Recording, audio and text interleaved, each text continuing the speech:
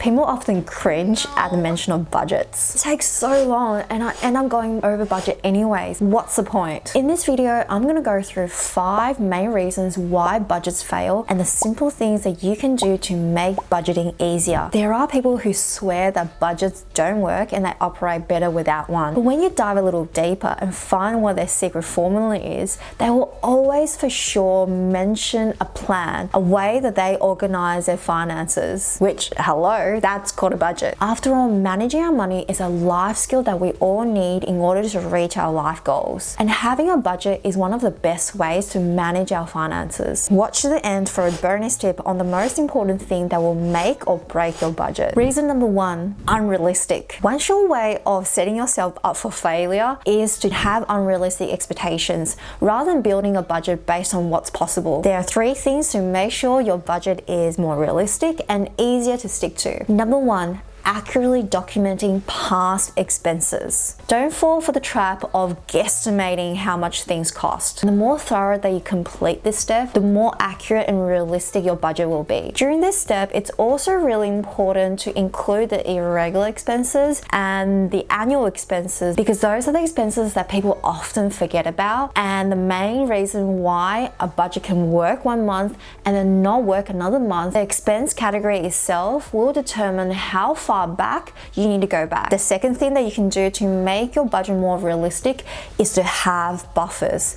And if you can, have multiple layers of buffers. Some people avoid budgeting like it's the plague because they think that they have to spend a lot of time micromanaging and tracking every expense, but it really doesn't have to be like that. Having multiple layers of buffers will help you to save time and not having to micromanage everything. The aim of having buffers is to create wiggle room for any variations in your spending or expenses and room for inflation. The third thing that you can do to make your budget more realistic is to have a leisure or fun category. A common complaint and challenge that I hear a lot from people who are struggling with their budgets is that they feel like they're in survival mode. And in that mode, you're more likely to say, I can't live like this. But having that category in your budget will definitely bring the balance back. Go to the comment section to find an easy to use expense tracking tool. I created that tool for my family to use to track our family expenses, and it's 100% free. Number 2, misclassification. Just spend money on what I need and don't waste money on non-essentials. Easy. This might seem like a no-brainer, but it's actually more complicated. Housing, transportation, and food. Most people need those 3 things to live. But if we break down the category of housing, for instance, there's definitely different types of housing that will change the price tag of the property. And let's not forget the location of where we choose to live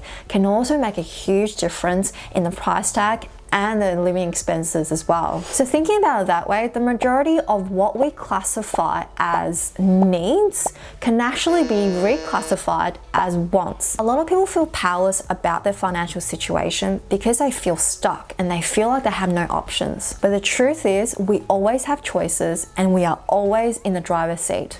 And that is empowering. Anything in the wants category is negotiable. We can replace it, we can reduce it, and we can get rid of it altogether. Obviously, this makes it sound simple, but a lot of our financial choices that we have to make are very difficult decisions. Just take buying a property, for example. It's such a complex process because there's so many things to consider. There's always a trade-off with each decision that we make. And the beauty of it is that we get to choose what those trade-offs are to make the budgets work for us. Number 3, trust. As silly as this may sound, do not trust your future self to have enough willpower to do the right thing with your money in the face of temptation. If willpower is all we need in life, then all New Year resolutions will be fulfilled and companies like Jenny Craig and Dunkin' Donuts will go out of business. Most purchases that push the budget over are unplanned and based on emotions and therefore are unnecessary and can be prevented. When you are calm and rational and in a perfect headspace to make plans and set goals, one massive factor that you need to consider is the spending habits of your future self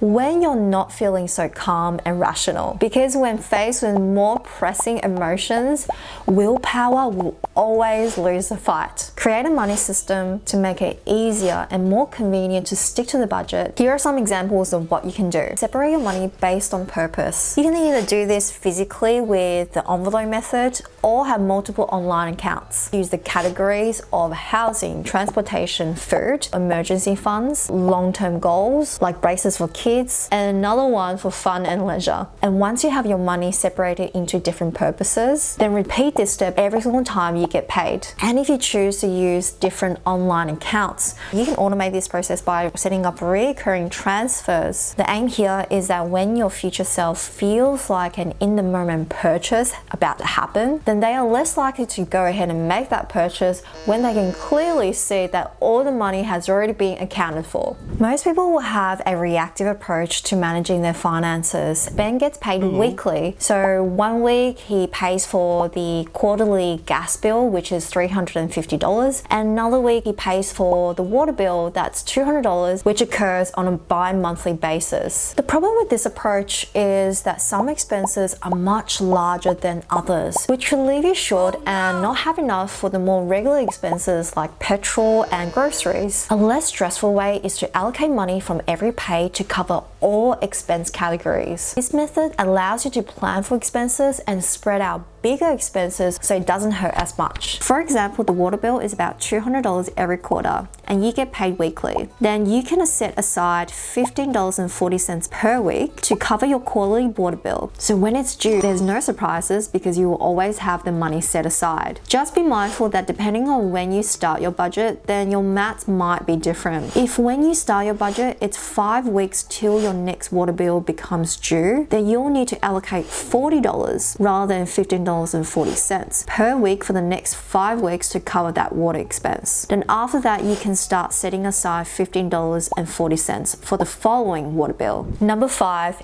impatient. I spent a whole weekend going through my expenses to set up my budget for the month. And guess what? I went over budget. It doesn't work. Waste of time. Seeing results keep us motivated. So when people go over their budget, they feel like they failed and give up too early. The key is to have a process in place where you will from time to time review and make small changes to your budget to get it to where you want it to be. Tracking your expenses in that initial development phase is really important because if you do go over budget, then you can easily pinpoint which category went over budget and the exact expenses that pushed it over. Questions to ask during this review and revise stage: is this a need or is this a want? Can this expense be reduced, replaced, or completely cut out? Or does the budget need to be revised in order to make it more realistic? A good budget is developed over time, so you may have to go through the try, review, and revise process a few times in order to get it right. But hang in there because you will see progress and you will get the results that you want. The bonus tip that I'm about to share will potentially make or break your budget. And it's so important, but most people either skim or don't consider it at all. And that is different values and different preferences. Jane is a live in the moment kind of person and prefers to go with the flow, whereas James values structure and doesn't like surprises. Jane and James are in a long-term relationship and can never see eye to eye on how they should manage their finances. Whenever James brings up the topic of money, Jane shuts down because she feels like James is trying to restrict her freedom. Sound familiar? A good budget doesn't just look at the maths,